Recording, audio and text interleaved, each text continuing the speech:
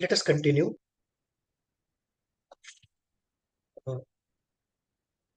The course of illness.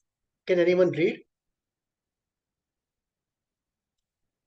The course of illness fell into several clearly separable phases. Yeah, please. The course of illness fell into several clearly separable phases. Latent incubation from the middle of July 1880 till about December 10. This phase of an Sorry, illness is sorry, usually madam. hidden from us. Sorry, ma'am, sorry. One paragraph before is Yeah. also remaining. The girl who was bubbling over with intellectual vitality led an extremely monotonous existence in a puritanically minded family. Fine, let us do it. No issues. Oh, We didn't read that. okay. Ah, Okay. Shall I I'll complete just it? She no, embellished her. Okay, please, I'll go please, over it. Yeah. please. This girl, who was bubbling over with intellectual vitality, led an extremely monotonous existence in her puritanically minded family. She embellished her life in a manner which probably influenced her decisively in the direction of her illness. By indulging in systematic daydreaming, which she described as her private theatre. While everyone thought she was attending, she was living through fairy tales in her imagination. But she was always on the spot when she was spoken to, so that no one was aware of it. She pursued this activity almost continuously while she was engaged on her household duties, which she discharged unexceptionally. I shall presently have to describe the way in which this habitual daydreaming, while she was well passed over into illness without a break. The okay. course of the, Uh, just a moment. Uh, if you look here, there is something to be said on this paragraph. There is a mention of the private theater, right? And we all have our private theaters in our mind. So, as Freud says, we are all psychotic 8 hours a day when we go sleep. And uh, in that private theater, right, she was living through her fairy tales in imagination, right? What Jung will call compensation. That what is denied to us in life, we try to make it up in dreams. So, daydreams are very important to know what is going on in our unconscious mind. What are the unfulfilled desires we are satisfying in our daydreams? Also, what is the unattended aggression in the unconscious mind that is coming up in the daydreams? Because the daydreams can easily be violent. Not necessarily they are always erotic. They can also be driven by power. So the day Narendra Modi gets elected, I might have a daydream that I am becoming the prime minister. The day a scientist releases a very complicated missile, I might have a dream that I am the scientist who is unleashing that missile. Long back, there was a TV serial in Hindi. It was called Mungeri Lal Ke Hasin Sapne. So Mungeri Lal is a very ordinary man and he has a very rich dream life. And that is true of all of us. And it is so shameful to even describe our dreams, right? Because they are so awkward and so shame provoking that we want to be hero of every arena. And that is once every 2 hours. Right? So the moment we are driving or we are doing an automatic activity, the daydreams take over. And they tell us the story of our own unconscious. That what is unfulfilled there, what is bottled up there. And similarly, she was living out her life through fairy tales. And that is true of all children. All children love stories. Partly it is for learning, they need the data to fill up their minds with. And partly it is for wish fulfillment. And this is very important term in psychoanalysis, wish fulfillment. That and you can see that in many states, the poor of the state spend disproportionately large amount on watching a movie. Tamil Nadu is a very good example that those who are earning 250 a day might spend 50 rupees or 100 rupees on a movie. And the reason being, life is too hard, too banal, too petty, and there is no escape of getting out of it. So, in that sense, there is no way out but to compensate by fantasy. So, fantasy allows us to compensate for the harshness of reality. So, it balances the harshness, the pettiness, the banality, and therefore we go into what is called the surreal. And in all of us, there is a movie director.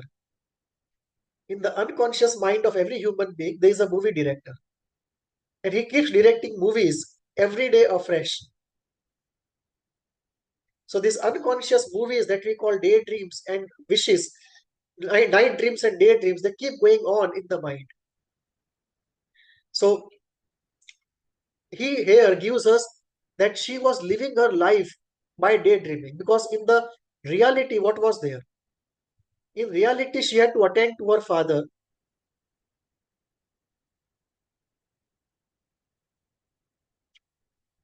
So in reality, she had to attend to her father, do everyday work, and therefore every day was so banal, so petty, so unpleasurable that she derived her pleasure from her daydreams.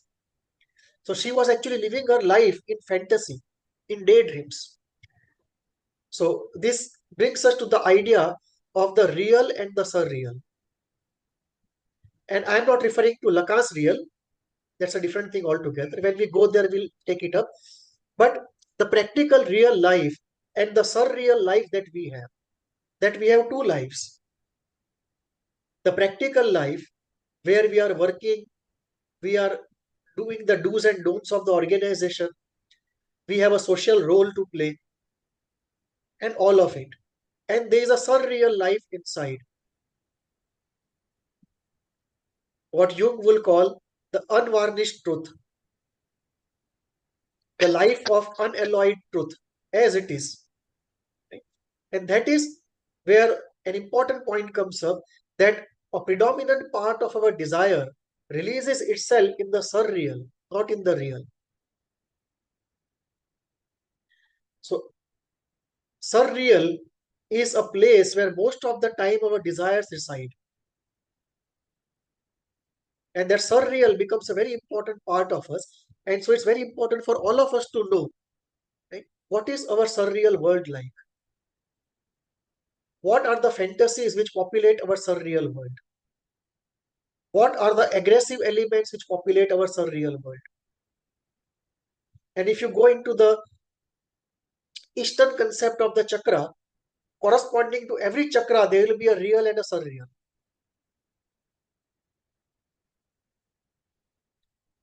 So here we see the importance of surreal for this lady, that given her practical situation, most of her desires could not be lived out in the real life. They were completely repressed. And she was living out through daydreams and fairy tales. And obviously, this was not enough. And therefore, much of the force, much of the energy was going into symptoms. Because even this was not enough to release all that was there in the unconscious.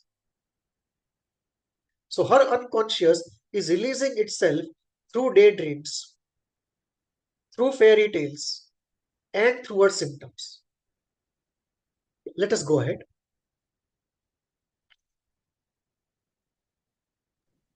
The course of the illness fell into several clearly separable phases. Latent incubation, from the middle of July 1880 till about December 10, this phase of an illness is usually hidden from us, but in this case, owing to its peculiar character, it was completely accessible, and this in itself lends no small pathological interest to the history.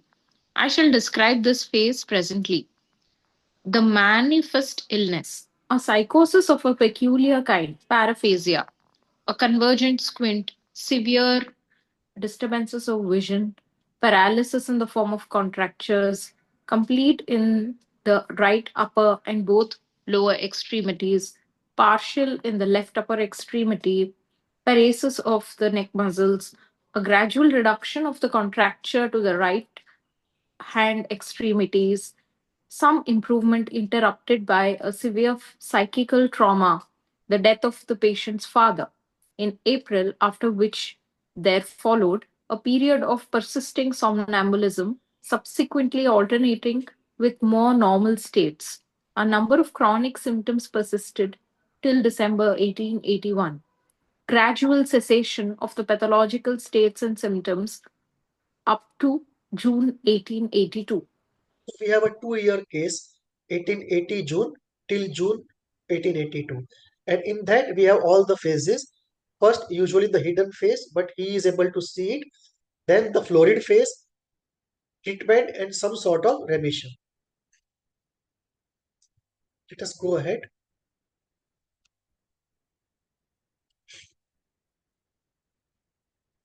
Yeah, anyone? In Should I July, take it over? yeah, In July 1880, the patient's father, of whom she was passionately fond, fell ill of a peripleuretic abscess, which failed to clear up, to which he succumbed in April 1881. During the first months of the illness, Anna devoted her whole energy to nursing her father, and no one was much surprised when by degrees her own health greatly deteriorated. No one, perhaps not even the patient herself, knew what was happening to her. But eventually the state of weakness, anemia, and distaste for food became so bad that to her great sorrow, she was no longer allowed to continue nursing the patient. The immediate cause of this was a very severe cough, on account of which I examined her for the first time. It was the typical tussi nervosa. She soon began to display a marked craving for rest during the afternoon, followed in the evening by a sleep-like state, and afterwards a highly excited condition. so we see here at the kind of a prodrome of that sickness. That before it actually began, we see some hints of it, a protoform of it, almost like a building up of the whole tension. And what is most important here is the loss of the father. And Freud later in his writing said, which is, we are jumping a few chapters, but he says later that the only way for us to manage any strong loss is to make the lost object our own. Meaning, substitution is not always possible. Like you have strong attachment towards X and X goes away. It is not always possible to substitute X by Y. So what happens is when X goes away and substitution cannot be made, then what the psyche does is it takes X and makes it one's own. The ego identification happens. We and that image, we take that image into ourselves and make it our own. It dissolves into us.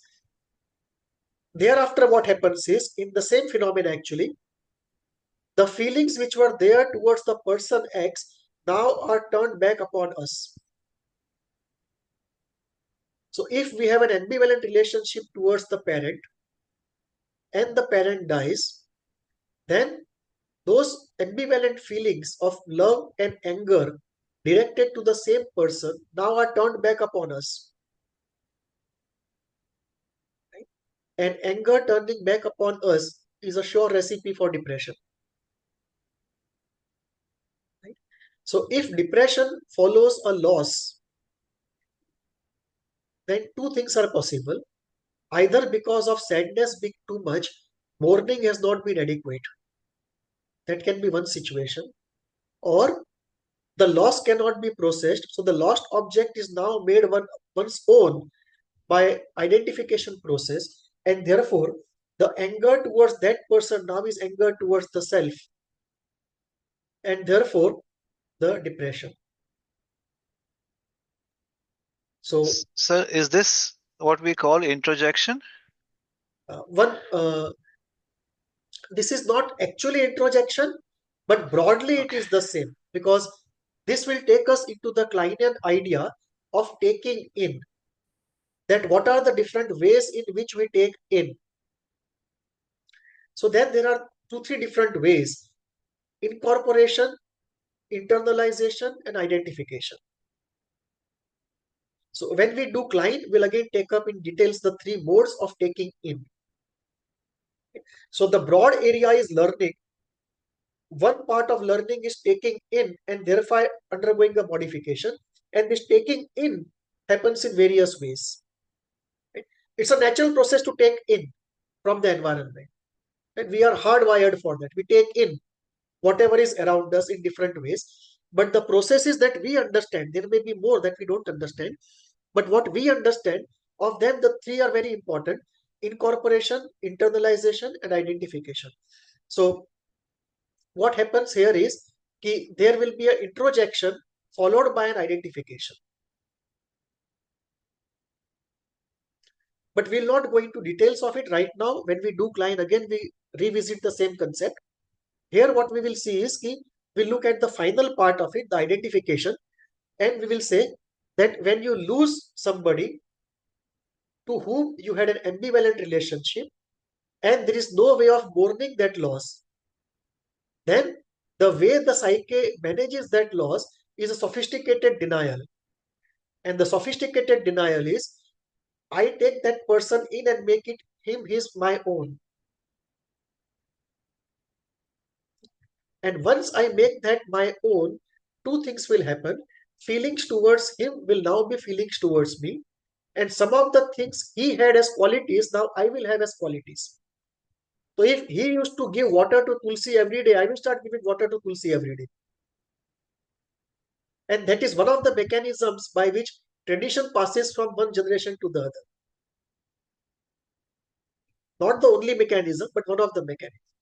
In fact, Freud goes to the extent of saying that a large part of our personality is a result of modifications we have undergone because of a series of losses.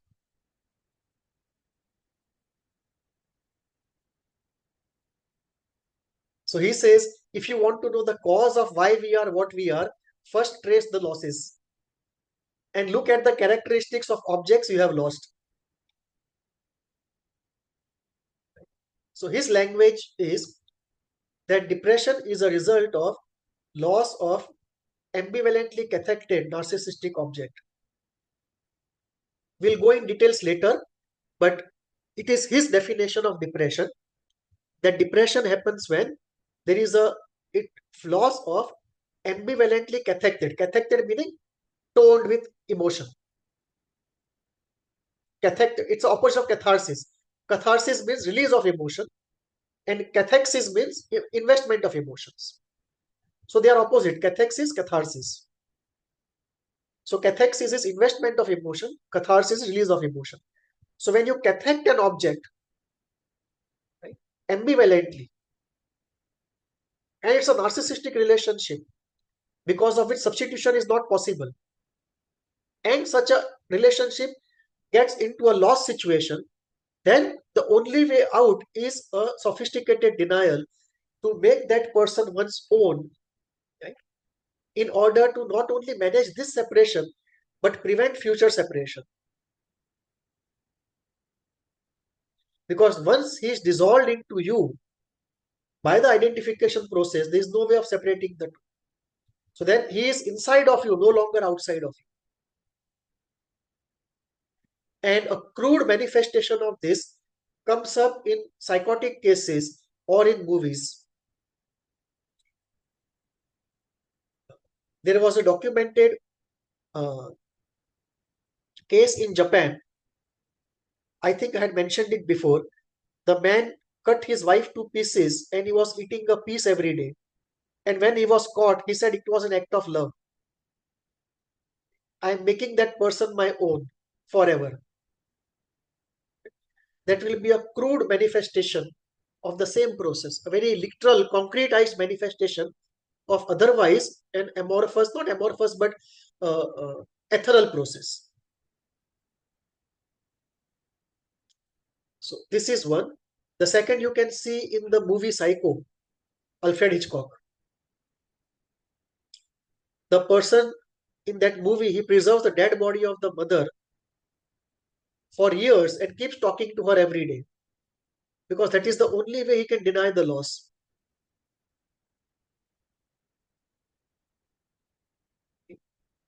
So denial takes very convoluted, sophisticated forms.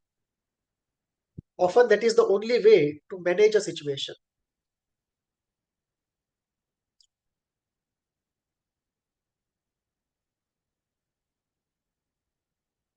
So here you see a junction point. We are talking of a very deep loss,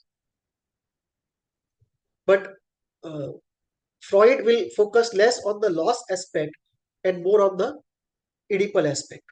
If you go to Klein, she will focus more on the loss aspect and relatively less on the Oedipal aspect.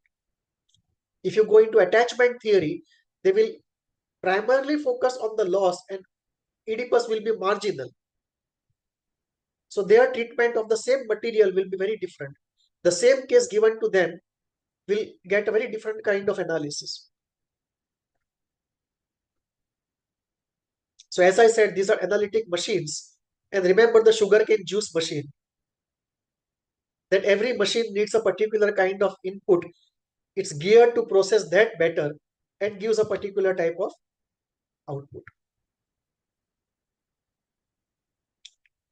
Let us go ahead.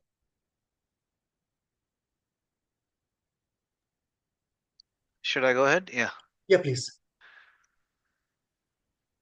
At the beginning of December, a convergent squint appeared. An ophthalmic surgeon explained this mistakenly as being due to paresis of one abducens. On December 11, the patient took to her bed and remained there until April 1st. There developed in rapid succession a series of severe disturbances which were apparently quite new: left-sided occipital headache, convergent squint diplopia, markedly increased by excitement, complaints that the walls of the room seemed to be falling over, affection of the obliquus, disturbances of vision which it was hard to analyze, paresis of the muscles of the front of the neck, so that finally the patient could only move her head by pressing it backwards between her raised shoulders and moving her whole back. Contracture and anesthesia of the right upper and after a time of the right lower extremity. The latter was fully extended, adducted and rotated inwards. Later the same symptom appeared in the left lower extremity and finally in the left arm, of which however the fingers to some extent retained the power of movement. So too there was no complete rigidity in the shoulder joints. The contracture reached its maximum in the muscles of the upper arms. In the same way, the region of the elbows turned out to be the most affected by anesthesia, when at a later stage it became possible to make a more careful test of this. At the beginning of the illness, the anesthesia could not be efficiently tested, owing to the patient's resistance arising from feelings of anxiety. So we see here two things very important. One, there is a list of symptoms, a long list, and we are not taking the approach of going in details of each of the symptom. Okay, which organ is involved, how is it working, what biochemicals are disturbed, what physically is disturbed. We are not going into that. We are adopting a kind of a systems approach, the type of approach that you see in Ayurveda or homeopathy. That in Ayurveda, whatever happens, you ultimately look at Vat, Pitta, and Kapha. And in homeopathy, you always look at derangement of the vital force. And similarly, we are here not solving one problem at a time. We are not even focusing on the problems. What we are looking at is that there is one root which is producing a tree with many branches and leaves. And if the root is in the unconscious mind, and if it is primarily Oedipus, we solve that and all the problems will solve by their own, on their own. So we are not here solving each problem by looking at the organ which is affected, investigating the organ, taking an X-ray, looking at the functioning, nothing of that type. So it's a very systems approach to healing, not a specific approach of a specific locality. It's a general systems approach to healing, and in that the causality is looked at to be in the unconscious, and here in the Freudian conceptualization, the Oedipus. Because the investigations may not have been available at that time. True, very true. That is very true. But even today, for example, if you look at many of the things described in that paragraph, they are actually known to be manifestations of anxiety. Right? That the same heightened anxiety may manifest in 5-7 different ways.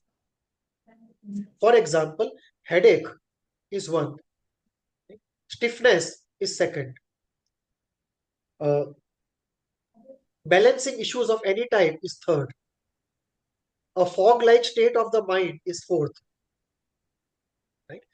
Getting numbed down is fifth, right? So what we are looking at here is very strong feelings and very strong anxiety. It's almost like there are bouts of mood, there are conversion disorder, there is depression, and there is anxiety, and there is a sort of a strange kind of a behavior which you will put between catatonic absence and psychotic strange behavior. The absence is what he calls. You see all of them put together. And so what here we see is that one of the conceptualizations of this system will be, this constellation of symptoms will be that the death of the father, right, has created that anger towards oneself. And as the anger comes up, and the sadness also related to the father, as the anger and sadness comes up, right, there is a signal anxiety.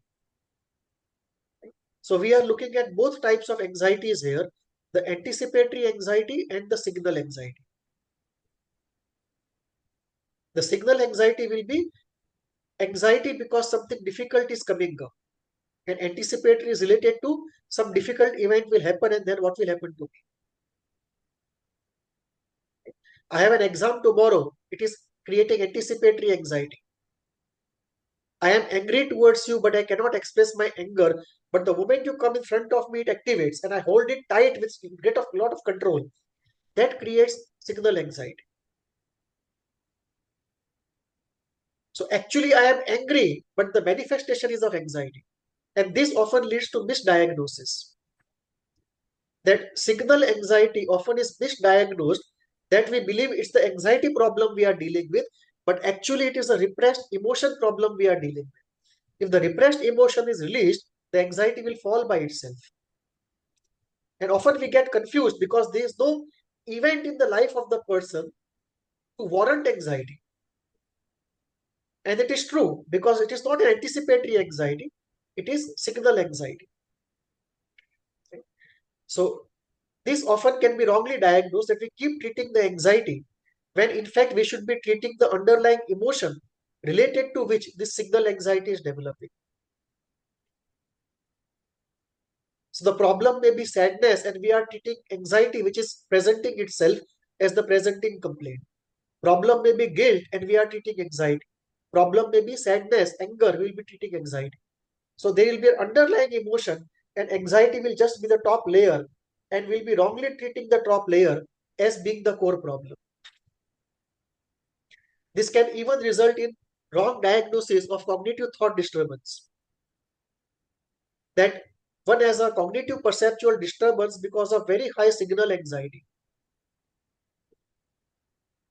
And one may think that because he's not able to do the cognitive functions clearly, may not be in a chronic form, at least in some episodic, micro-episodic form, he had that bout of that particular thing. When in fact it may just be a signal anxiety. So we are looking here at all of this, the signal anxiety primarily, because of strong emotions repressed. Shall I read? Yeah, please go on. It was while the patient was in this condition that I undertook her treatment, and I at once recognized the seriousness of the physical disturbance with which I had to deal. Two entirely distinct states of consciousness were present, which alternated very frequently and without warning, and which became more and more differentiated in the course of the illness. In one of these states, she recognized her surroundings. She was melancholy and anxious, but relatively normal. In the other state, she hallucinated and was naughty, that is to say, she was abusive, used to throw the cushions at people, so far as the contractures at various times allowed, tore buttons of her bedclothes and linen with those of her fingers, which she could move, and so on. At this stage of her illness, if something had been moved in the room or someone had entered or left, she would complain of having lost some time and would remark upon the gap in her train of conscious thoughts. Since those about her tried to deny this, since those about her tried to deny this and to soothe her when she complained that she was going mad, she would, after throwing the pillows about, accuse people of doing things to her and leaving her in a muddle, etc. Right.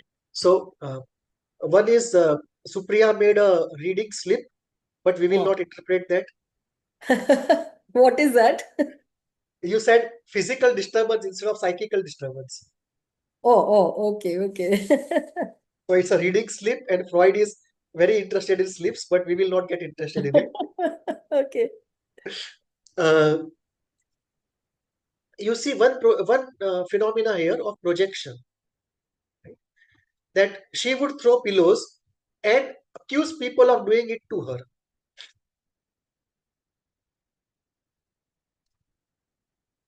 That these false accusations. So one is false accusations, and second is the projections. So what I feel to do to you, I accuse you of doing it to me. So one is the phenomena of projection, that I am angry at you and I tell you you are angry at me. The defense of projection. Children use it very, very commonly. So they will break something and they will ask you, they will tell you, okay, you have broken it. And they will keep crying until you accept, yes, I have broken it. Right? So the defense of projection here partly is at work, that what I want to do to you, I accuse you of doing it to me. The second part is uh, two entirely distinct states of consciousness which alternated very frequently. That there is a normal NAO and there is a NAO when the unconscious is active and the symptoms are getting produced. And you see hallucination, contractures. Since those about her tried to deny this and to soothe her when she complained that she was going mad, she would, after throwing the pillows about, accuse people of doing things to her and leaving her in a muddle. Now, this may just be projection, this may just be expectations not coming true, or it may just be some psychotic process. We don't know what exactly we are referring to. Let us go ahead.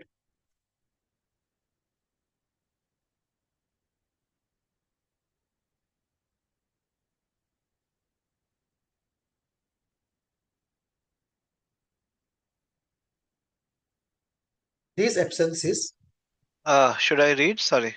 yeah, please go on. These absences had already been observed before she took to her bed. She used then to stop in the middle of a sentence, repeat her last words, and after a short pause, go on talking. These interruptions gradually increased till they reached the dimensions that have just been described. And during the climax of the illness, when the contractures had extended to the left side of her body, it was only for a short time during the day that she was to any degree normal. But the disturbances invaded even her moments of relatively clear consciousness. There were extremely rapid changes of mood, leading to excessive but quite temporary high spirits, and at other times severe anxiety, stubborn opposition to every therapeutic effort, and frightening hallucinations of black snakes, which was how she saw her hair, ribbons, and similar things. At the same time, she kept on telling herself not to be so silly. What she was seeing was really only her hair, etc. At moments when her mind was quite clear, she would complain of the profound darkness in her head, of not being able to think, of becoming blind and deaf, of having two selves, a real one and an evil one, which forced her to behave badly, and so on. So we see here the mechanisms. One mechanism that we see here is displacement, about which she has a very clear insight. Meaning, at times she would fear her ribbons, her hair, and similar things as though they were black snakes. And at times she would have a clear insight that although I feared it a few moments back, but now I know clearly what they are. So what we are looking at is the psychoanalytic process of phobia. That an innocent object becomes an object of fear. For example, some people will have a fear of the seashore, the beach. The moment they go to a seashore, they will have this phobic fear of the ocean. The ocean into itself is an innocent entity, but an innocent entity becomes a phobic entity because of the process of phobia. And what happens there is fear from object X is put on object Y. And therefore, the innocent object Y now becomes a phobic object Y. And X, from where the fear is being transferred to Y, that X is completely unconscious. And this is where the psychoanalytic explanation of phobia comes in, that in the unconscious, there is fear towards something or somebody. That anxiety is transferred onto something else, and that then becomes the object of phobia. So this unconscious psychological mechanism converts an innocent object into an object of phobia. And the moment the mechanism is undone, the object appears as innocent as actually it was. So we see here that occasionally she sees her hair, her ribbons, and similar things as they are, very innocent object, neutral objects. And at times she sees them as black snakes, where the projection happens from some other psychological part onto these objects.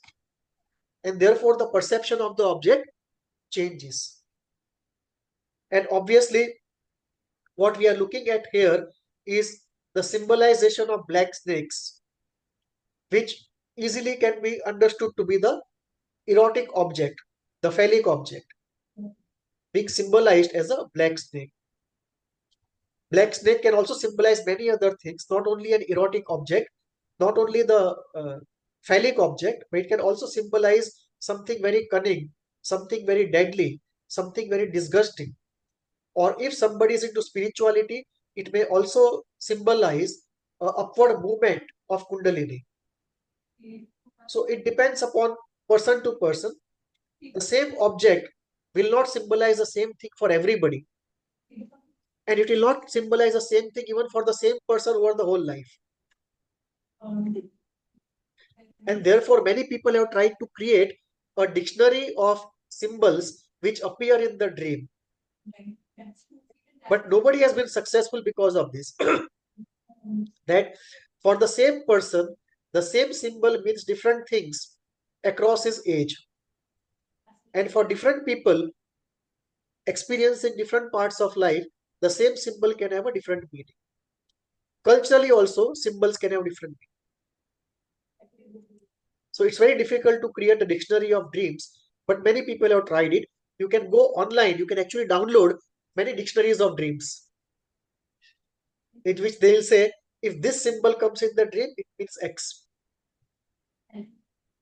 Something better than nothing, but it cannot be confirmatory. Let us go on.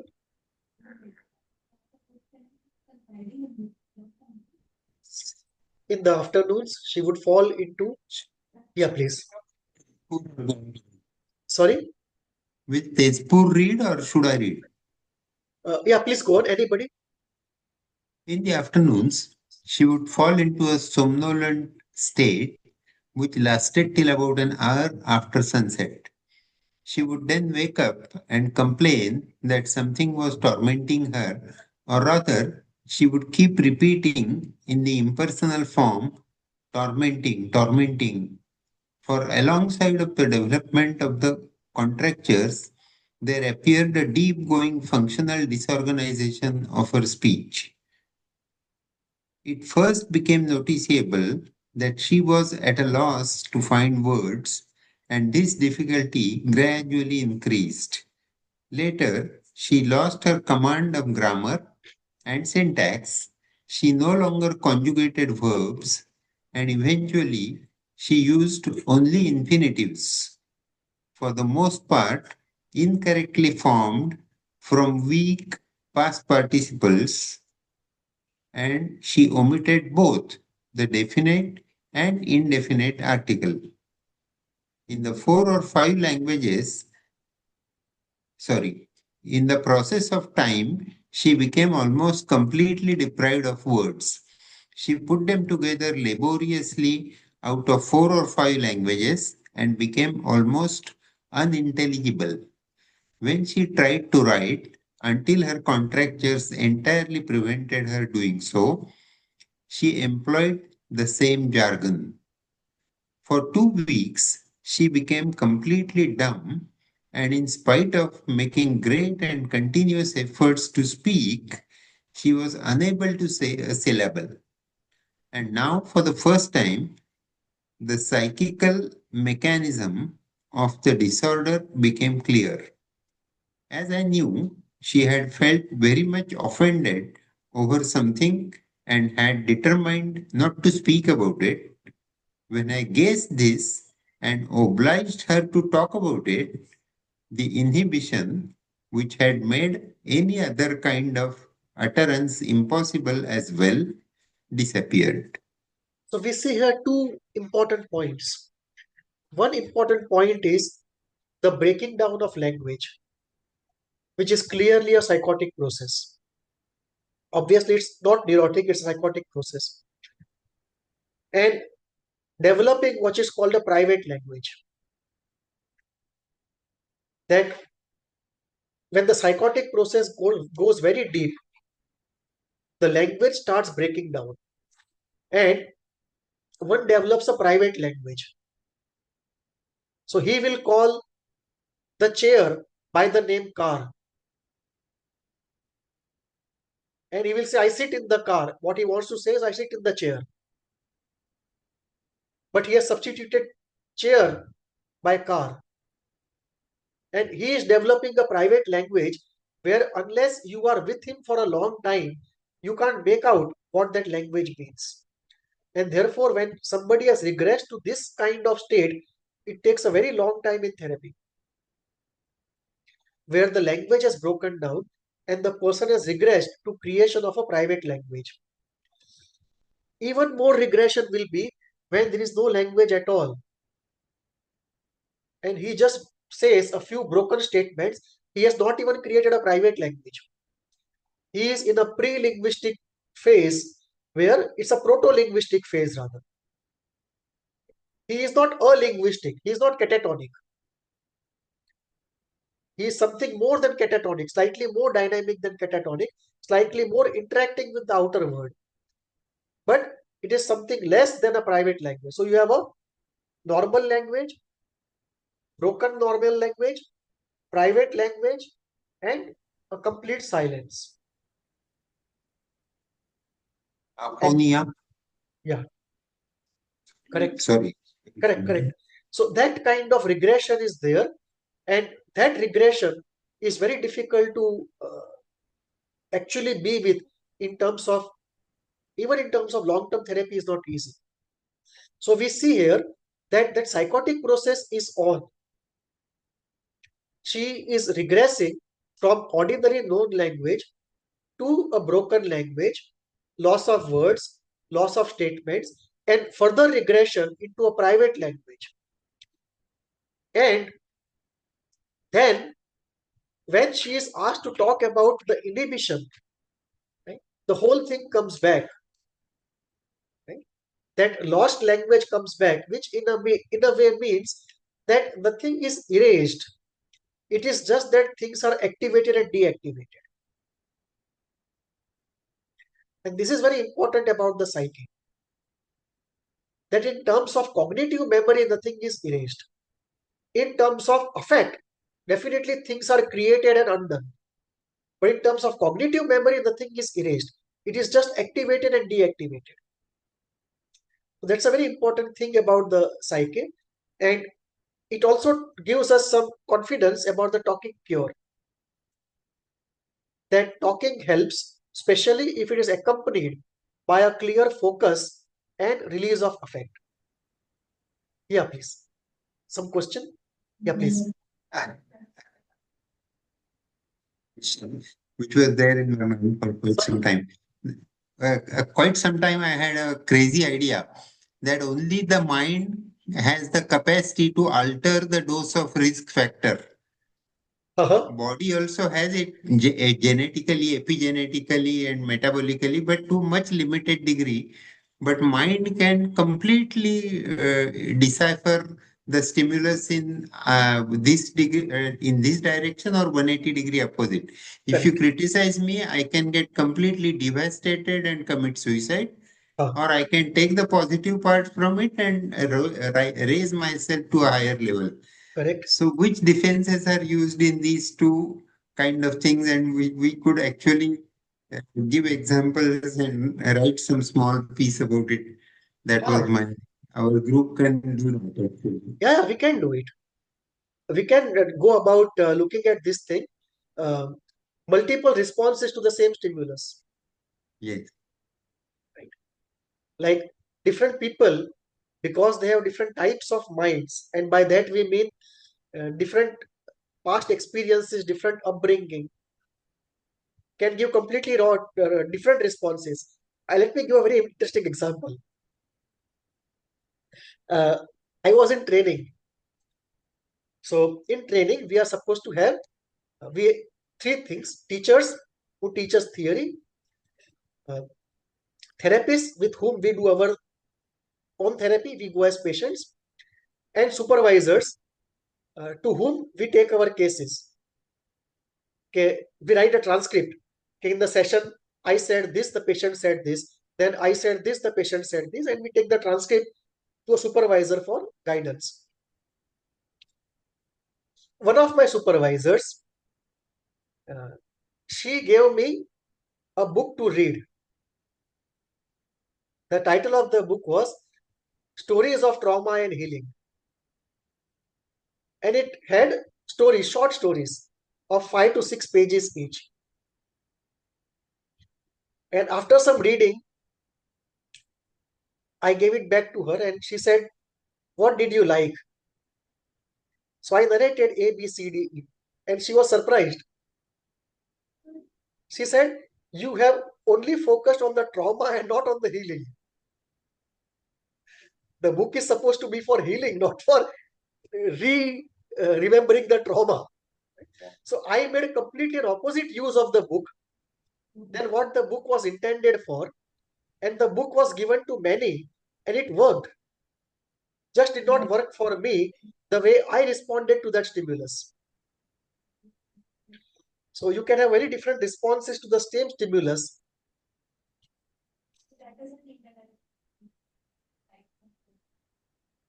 So actually, every case and every situation we are using like thematic apperception or Rorschach, or allowing projection Correct. to be manifest and then interpreted, Correct. and then checking it in the real world. True.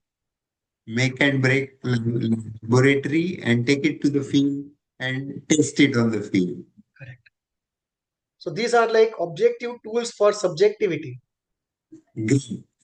Right? Agree. That what is the subjectivity of this person? So there are between any two people there will be commonalities and there will be differences. Right?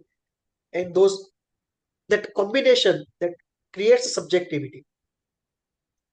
That is where each person gets, in terms of extreme details, gets into subjective. At a generic level, of course, we classify in terms of group labels: neurotic, borderline, psychotic, right? Driven by Oedipus, driven by split open, driven by early life X, early life Y. So in group analysis, we place the person in some group. But the moment we get into specifics of that, then it becomes extremely subjective.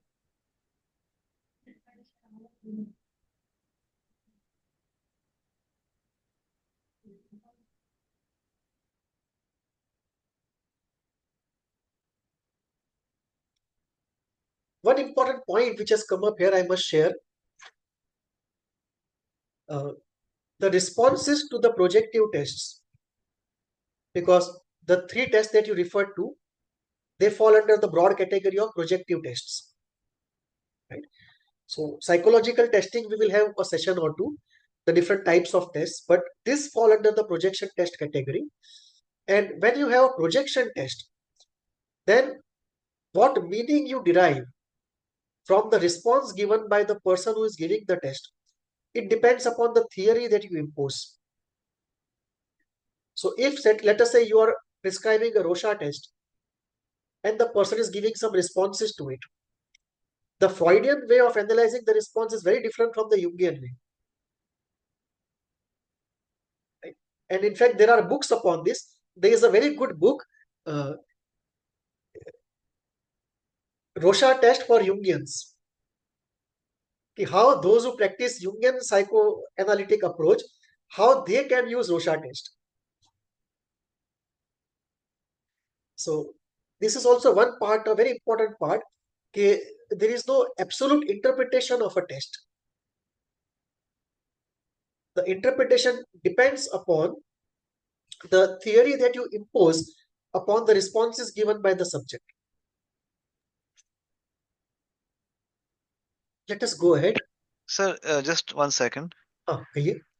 So is it true that no amount of I mean, okay, yes, a lot of knowledge and theoretical application is essential to interpret a projective text, but um, I, is it true that a lack of understanding of human nature or exposure to people in general can lead to misinterpretation in spite of theoretical Yeah, knowledge? correct, very true. Yeah, And there are two parts of it. One yeah, is it can never be exhaustive. okay, It is like a dream. You can keep interpreting. When we do dream analysis, we will know in a month's time we should be at the point of dream analysis, and there you will know, you will experience it firsthand. There is no end to how much you can interpret a dream. right, Similarly, there is no end to how much you will interpret any given response to a projective test. That is first problem of exhaustive analysis. That there is nothing like exhaustive analysis. One.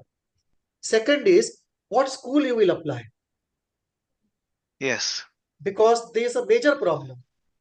You will apply the school you are trained in. Now, what if the problem of the person belongs to the school you are not trained in? The second right, problem, that there is a problem of misanalysis. hmm, And the third problem is uh, how many free associations do you have to really make sense of the symbol? hmm, Because let us say somebody looks at a particular part of a Rorschach picture and says, when I see this, I feel this. Now, if you were to persist and you would say, okay, just sit with this part of it for 10 minutes and let me know what else comes out of you. hmm, It may lead to a completely new insight. Now, how many times will you repeat that test and each part of that test? That is one part. The second part is the person coming to the test, right? What state he is in. That's also very important. And by that, what I mean is he coming in a coherent ego state, or is he coming in a disintegrated ego state because of some stress? If he is coming under disintegrated states, you will have very different kind of projections than when he had last 5 very happy days. So that state also is important, that the same test re-administered to the same person in stress and not in stress will bring out different material. Okay. So all these are the limitations of the projective test, and in fact any test in general. That the tests are very good as auxiliary augmenting tools, but they are very difficult as confirmatory tools. So actually, sir, I agree with that. And my question was basically that the problem is maybe not the test, but the tester that is the problem, because these tests are sometimes brilliant and give you fantastic diagnostics, but the testers themselves don't have the equipment in their heads. So yeah, sorry, that's all I was saying. Yeah. Yeah. So that is true into itself, that when you go to the broad area of psychological testing, the larger limitation is of the person who does the test. His knowledge, his intuition, his creativity, that is number one.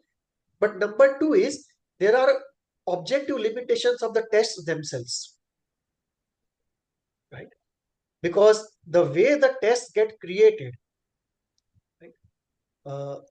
There is an old saying that if you do research long enough, you lose half of the faith in research. So that is one aspect of it.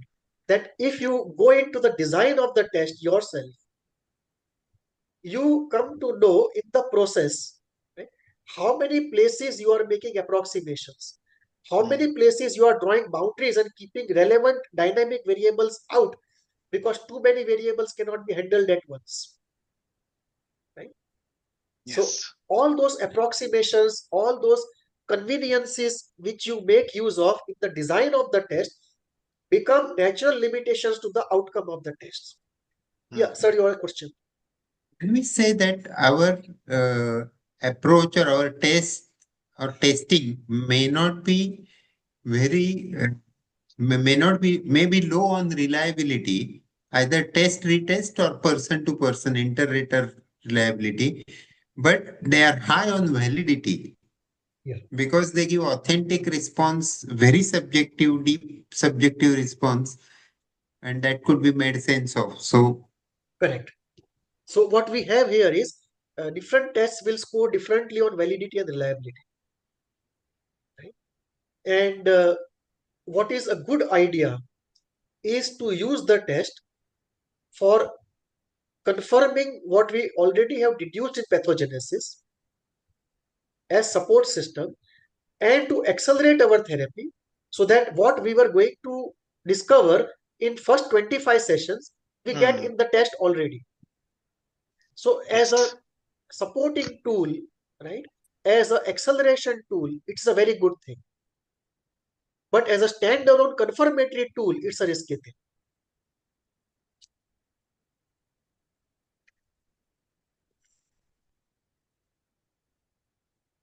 Now, how does it get resolved in therapy in the absence of testing?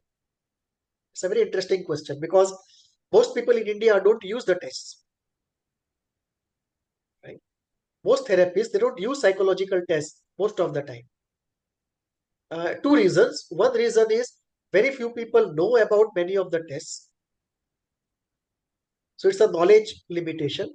Second is it's an extra cost to the patient, right? Because testing costs you something, and psychotherapy anyway is so costly, nobody wants to raise it further. So that is second limitation. Now, how does it get addressed in some indirect way?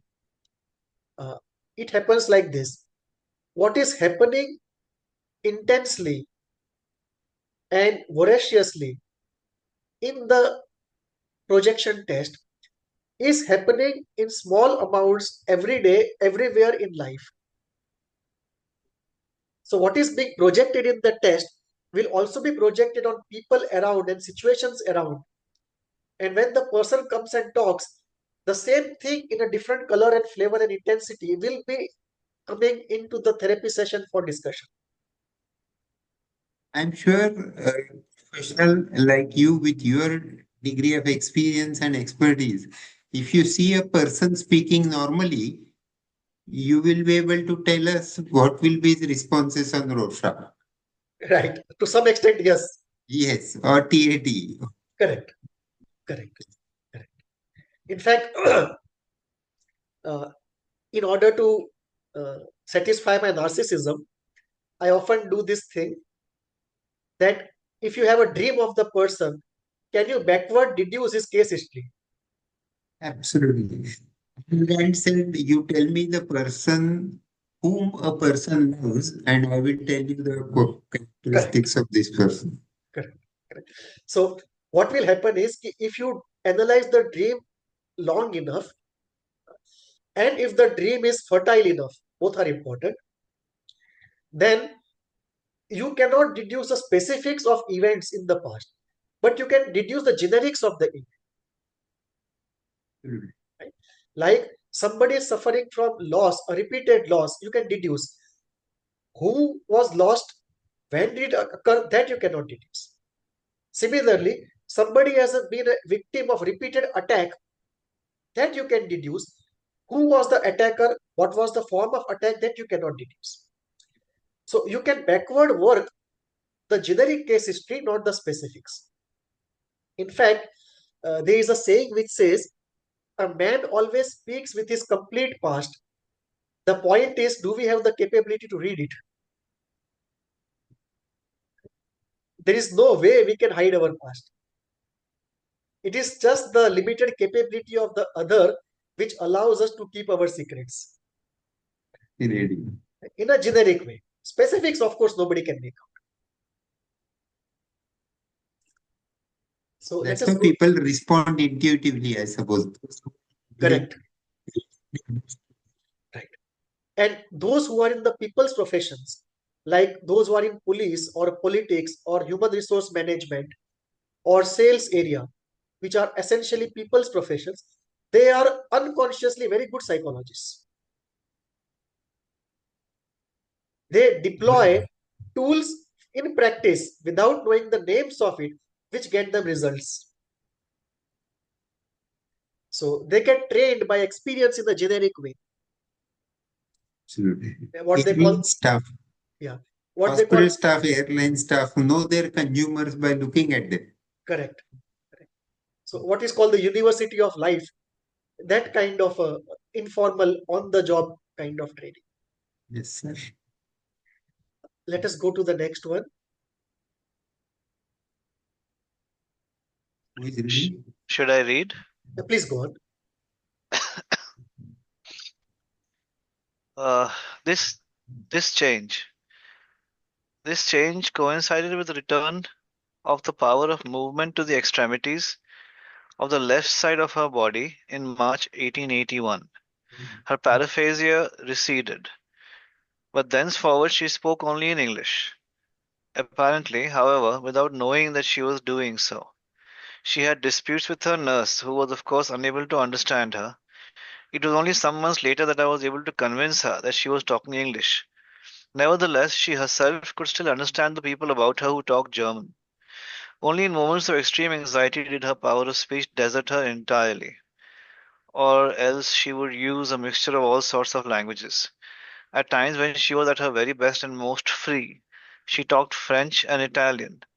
There was complete amnesia between these times and those at which she talked English. At this point, too, her squint began to diminish, and made its appearance only at moments of great excitement. She was once again able to support her head. On the 1st of April she got up for the first time. So we see here another important point, which in today's DSM language we will call uh, uh, multiple identity disorder, or what we used to call before multiple personality disorder. Right? That one part of the personality is not remembering what the other part did. So when she was speaking French, and after some time she was speaking another language, at times she could not remember what happened when she spoke French. And this can be we can be looking at a multiple identity disorder, or we may be looking just at psychosis. But psychoanalytically, what is important is, what does each of these languages mean to her? What does speaking in English mean to her? Why does she switch? The motivation of switching to English. And that will bring us to, what does it mean for her to speak in English? Because the native is German. So is it just a response to inferiority, that she is looking up to English and up to French, and she is addressing the inferiority by doing what is supposed to be upmarket in her society at that time? Is it just disowning herself, that she wants to disown herself because of the material which is inside, and one way of disowning is to change the language? Is it just a multiple personality which is based upon too many desires of being too many things?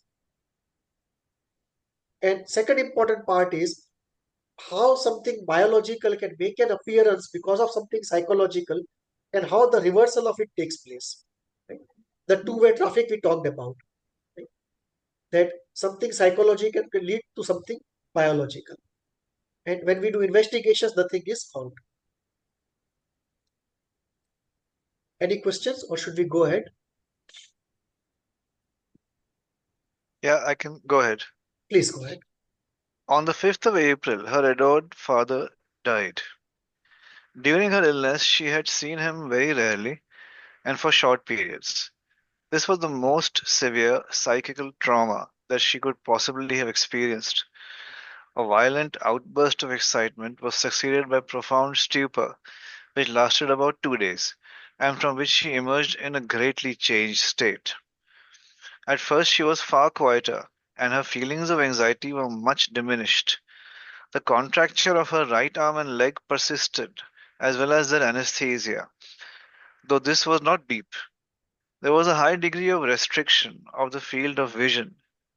In a bunch of flowers which gave her much pleasure, she could only see one flower at a time. She complained of not being able to recognize people. Normally, she said, she had been able to recognize faces without having to make any deliberate effort. Now she was obliged to do laborious recognizing work, and had to say to herself, this person's nose is such and such, his hair is such and such, so he must be so and so. All the people she saw seemed like wax figures without any connection with her. She found the presence of some of her close relatives very distressing, and this negative attitude grew continually stronger if someone whom she was ordinarily pleased to see came into the room. She would recognize him and would be aware of things for a short time, but would soon sink back into her own broodings, and her visitor was blotted out.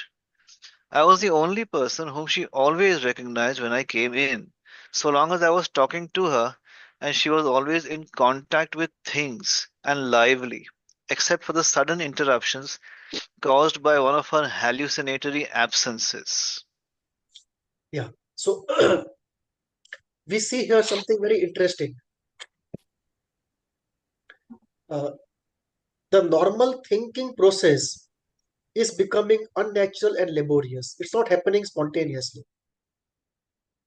We will see later the work of Wilfred Bion, where he says that thinking is a chain process where one link gets into the other and links build up.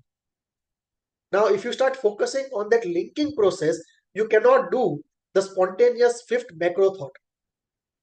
Normally, what we do is spontaneous macro thought. Right? We don't go into the manufacturing process of the thought that we are doing. If you start focusing on the manufacturing part, then the linking part comes in. And if you focus there, one, the thought is disturbed, or second, if you don't do it deliberately, then Bion says it can be envy or it can be narcissistic rage which can attack this linking process. He calls it attacks on linking. And these attacks on linking can lead to difficulties in thinking. What in DSM terms we will call the cognitive thought disturbance. Right?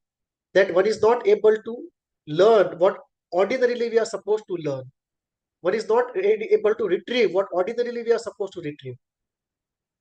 So any form of the cognition is disturbed in the cognitive thought disturbance, and the analytic explanation of that is attack on linking done by envy or narcissistic rage.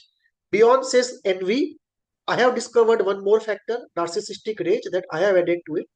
But both of them can have attack on linking. And once it happens, the linkages are broken or they are attacked in a way that they may not be broken, but at least they appear conscious to us. And instead of focusing on the thinking process, we go into the mechanics of the assembly of thought.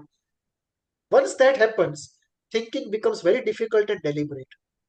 It does not remain spontaneous and fluid the way it is. Because normally it's unconscious, it's fluid, it's natural, spontaneous. We don't deliberately manufacture thought together out of its components. So this is what Loosening of association and general psychology would teach us. Because the two ideas, the connection between two ideas is lost. Yeah. So Bion talks about it in terms of linkages, linking. Linkages. And he talks about attacks on linking. Right? And his idea is that envy creates this because thought which is coherent brings messages of the world as it is. And in that world, I have lost out. And it's unbearable to see how everything good is out there in the world and everyone else has those good things. So if I cannot have them and if I cannot give up my desire and I cannot contain my desire, the only way is to shoot the messenger who is bringing the messages. So the messages which are being brought by thought, and thought exists by linking. So I attack the very genesis of it, the linkage between two thoughts. And therefore, a lot of things can happen. One may not be able to connect two things. Thoughts can go astray. They can be divergent.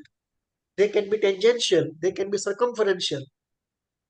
Because the ordinary thought process is attacked. So it undergoes some form of distortion. And the worst is inability to think. She is on the border of it. And now is on the border of it. So Wilfred Bion talks about the attacks on linking. Some people also say it has to do with too much of anxiety. That also numbs us and we cannot think clearly. And I have found one more thing, narcissistic rage, that can also attack. In the sense that the idea there is, it is rage at the world because the world is not my world. So that can be one more factor of that attack. Some people talk about anxiety, which disturb the cognitive thought apparatus. Some people also talk about containment. Wilfred Bion himself talks about containment. That the process of thinking is not learned clearly in early childhood. And if the regression goes back to that state, again that thought difficulties arise. So some of the ideas related to the thought linkages. Often it is also a divergent thinking, what you talked about, right? That I talk to somebody about Bombay and he talks about Delhi. Right? That we cannot be on the subject on which we are talking. We'll always go tangential, circumferential, divergent, whatever. So that can also be an instrument of passive aggression. And it can also be an instrument of narcissism. That I must have an argument better than you. If I don't have an argument in your subject, I will speak something else, but I will have the last word.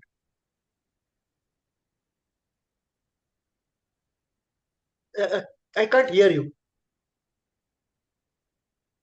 Hello? Anyway, I'm not Sorry? what you are saying. Hello? I would like to believe I'm not doing what you are indicating, but I thought that it could also be creative, or it is also seen as a sign of good transference. If you are speaking of something and I remember something related to that and I put that forward. Yes, that is all of that is true. The only thing is ki how repeatedly it happens Uh-huh. and how productive or dysfunctional it is. Okay. Right? Like divergent thinking can also be creativity. Mm. Right? Now, if it is on demand and purposeful, it will be constructive and we'll call it creativity.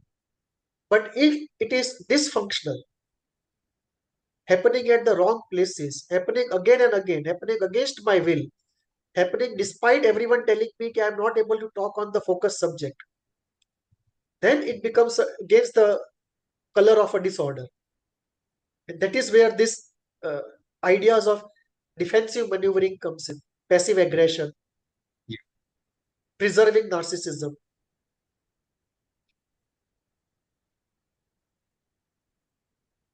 Where were we? She now spoke only English. Yeah. Anyone, please continue. Anyone would like to? Yeah, please. He now spoke only English and could not understand what was said to her in German. Those about her were obliged to talk to her in English. Even the nurse learned to make herself to some extent understood in this way. She was, however, able to read French and Italian. If she had to read one of these aloud, and she allowed what she produced with extraordinary fluency was an admirable extempore English translation. So we see here the autonomy and the creativity of the unconscious. Hmm. Obviously, it is not that you get these things without conscious engagement. So at some point in time, she must have learned these languages, but the greater fluency came up right now. Let us She proceed. began she began writing again, but in a peculiar fashion. She wrote with her left hand, the less stiff one, and she used Roman printed letters, copying the alphabet from her edition of Shakespeare. So we see how the flight takes from a normal person to a completely different person, right? That the normal life was very ordinary, very banal, very petty, and suddenly she is in the upmarket things. She is into French, she is into English, she is into Shakespeare. Maybe these were the desires she always wanted to live out but could not. Life was too banal, and therefore the surreal desires are now lived out through the symptoms. She had eaten extremely little previously, but now she refused nourishment altogether. However, she allowed me to feed her, so that she very soon began to take more food, but she never consented to eat bread. After her meal, she invariably rinsed out her mouth and even did so if for any reason she had not eaten anything, which shows how absent minded she was about such things. Yeah. So now we get into the story of symptoms. She refused nourishment altogether. She allowed me to feed her. So, what can be the story behind this symptom? We don't know, but it can be easily be that unless the parent is there, I will not take anything. The regression can be to the early childhood. And when the therapist comes, the safe parent figure is almost like a substitute of the father.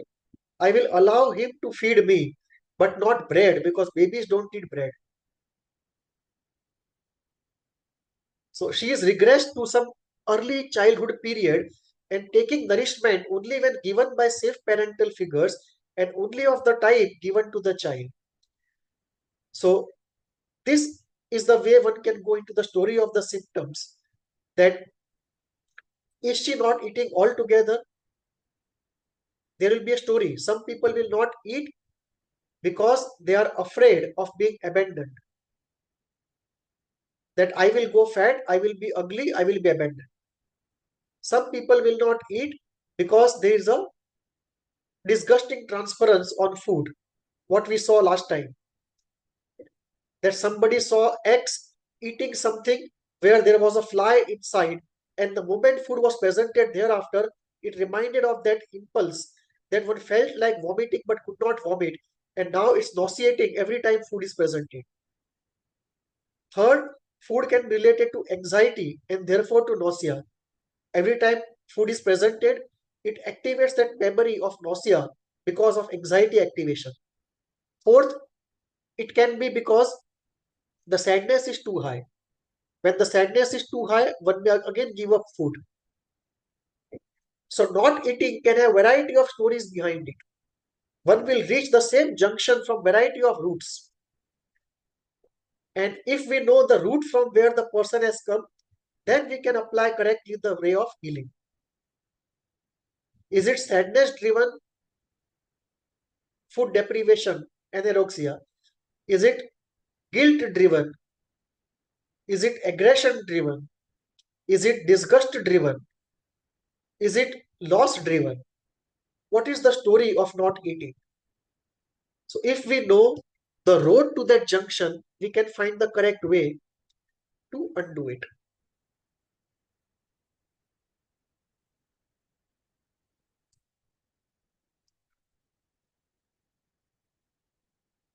Uh, it's 5 o'clock. Should we stop for the day?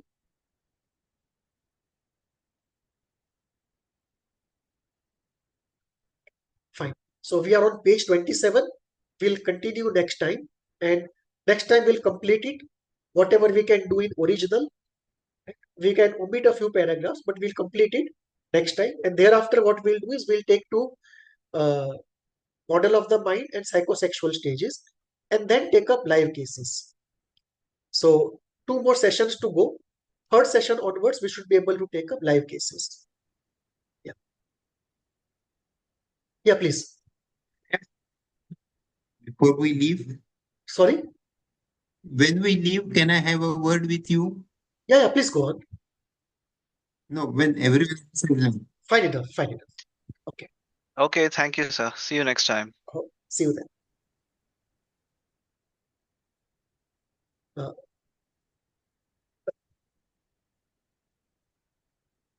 It's okay.